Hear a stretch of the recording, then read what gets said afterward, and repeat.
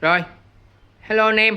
Nay lên cho anh em mô hình phân loại màu sắc và khối lượng nha anh em. Đây là mình phân loại màu sắc và khối lượng nha anh em. Sử dụng sử lãnh nha anh em.